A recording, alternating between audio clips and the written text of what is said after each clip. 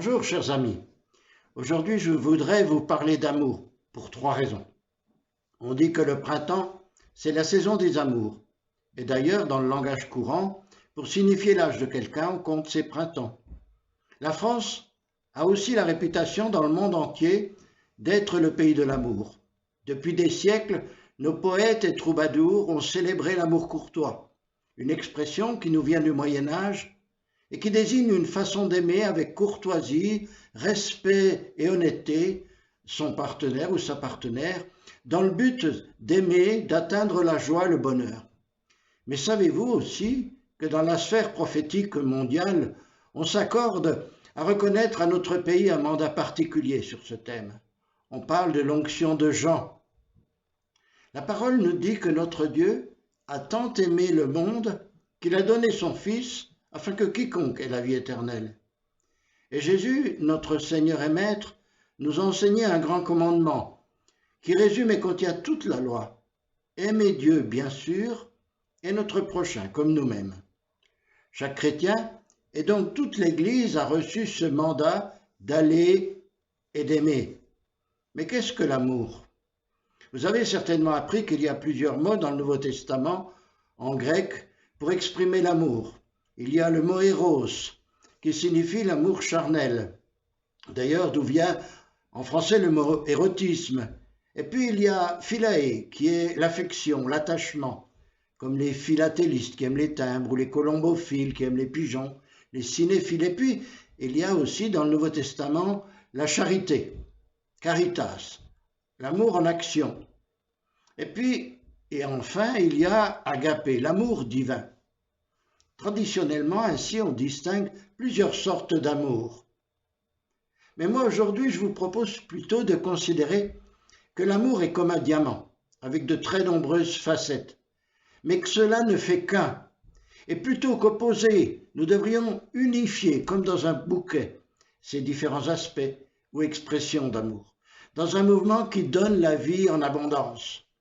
L'amour du Père, manifesté en Jésus, n'est pas seulement un sentiment ou de belles paroles, il s'est aussi exprimé en action. Aimer donc, c'est impliquer tout notre corps, toute notre âme et esprit. L'amour, ça doit être notre ADN. C'est l'énergie qui inspire et anime toutes nos actions, paroles et sentiments. Créés à l'image de Dieu, nous sommes nés pour aimer et être aimés. Michel Coist, un écrivain chrétien, disait « Aimer, c'est au cœur de notre union avec le Christ. Aimer, c'est faire jaillir en l'autre une nouvelle vie. C'est recréer. Aimer, c'est faire exister l'autre. C'est lui donner la vie. » Dieu est amour, nous révèle l'Écriture sainte. Dieu est amour, dit l'apôtre Jean, et celui qui demeure dans l'amour demeure en Dieu, et Dieu demeure en lui. Bien-aimés, aimons-nous les uns les autres, car l'amour vient de Dieu, et toute personne qui aime est née de Dieu, et connaît Dieu. Jean dit aussi, voici comment nous avons la connaissance de l'amour. Comme Christ a donné sa vie pour nous, alors nous aussi nous donnons nos vies pour les autres. Paul dira, vivez dans l'amour en suivant l'exemple de Christ, qui nous a aimés et qui s'est donné lui-même pour nous comme une offrande et un sacrifice, dont l'odeur est agréable à Dieu.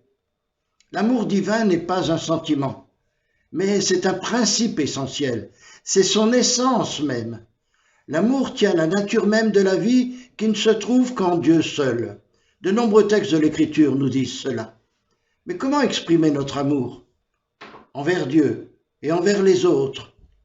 Notre tradition religieuse a oscillé dans l'expression de la foi et de notre amour pour Dieu entre d'un côté le formalisme et le ritualisme et de l'autre le mysticisme. Heureusement, l'émergence par l'esprit du mouvement évangélique a permis de faire renaître les expressions émotionnelles et corporelles de la foi.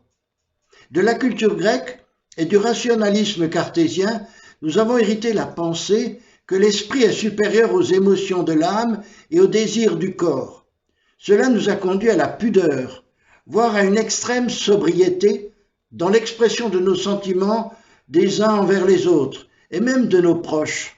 Notre éducation nous a appris à nous méfier d'eux, à évacuer nos émotions dans nos relations. Et je fais court. C'est vrai que les émotions et les sentiments du fait de la chute originelle, se sont corrompues et peuvent être sujets à caution, parce qu'elles sont partielles, faillibles, variables. Mais c'est également vrai de l'esprit et de la raison humaine. Et donc nous avons besoin d'un renouvellement d'intelligence, aussi bien pour les pensées du cœur que de celles de l'esprit. On dit l'amour rend aveugle, et le mariage rend la vue. Mais alors, par notre union ou notre mariage avec Christ, un processus de restauration s'opère, et grâce à l'esprit d'adoption, nous devenons semblables à lui, donc fils et filles de Dieu. Son amour, qui nous a trouvés et touchés, va peu à peu nous remplir, et nous serons rendus capables d'aimer envers et contre tout, nos frères, nos sœurs dans la foi, nos voisins, nos collègues, nos amis, même nos patrons, et même ceux qui nous font du mal comme nos ennemis. Le monde, dans sa morale laïque, nous parle de tolérance, mais la charte de notre royaume nous parle d'amour.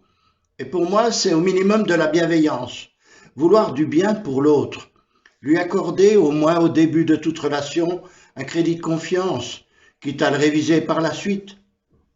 Aimer, c'est chercher à comprendre.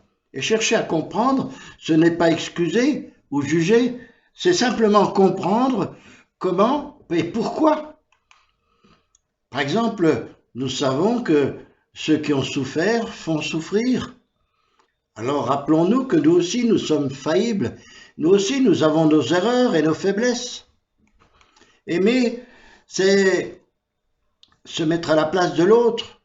Tout ce que vous voudrez que les autres hommes fassent pour vous, vous aussi faites-le de même pour eux. C'est cela qu'enseigne la loi et les prophètes, nous dit Matthieu au chapitre 7. Dans une société de consommation qui vit à crédit, sa course au bien, faisons tout notre possible pour que cette parole que je vais vous donner soit un principe qui guide nos vies. L'apôtre Paul nous dit dans l'Épître aux Romains, « Ne devez rien à personne, si ce n'est de vous aimer les uns les autres, car celui qui aime les autres accomplit la loi. » Le sermon sur la montagne nous enseigne que le secret du bonheur n'est pas dans l'assouvissement des désirs ou le comblement de manques, mais justement dans la parfaite et pleine reconnaissance de nos manques. Des dettes d'amour, voilà un manque reconnu et assumé. Et c'est à cela que tous reconnaîtront que vous êtes mes disciples. Allons, en aimant quiconque envers et contre tout, parce que c'est notre mandat. Voilà la meilleure garantie pour notre bonheur. Marchons à la suite de ce grand frère qu'est Jésus, donné par notre papa d'amour, en vivant comme lui. L'amour est la marque des vrais enfants de Dieu. Que l'on dise de nous tel père, tel fils, voilà notre héritage.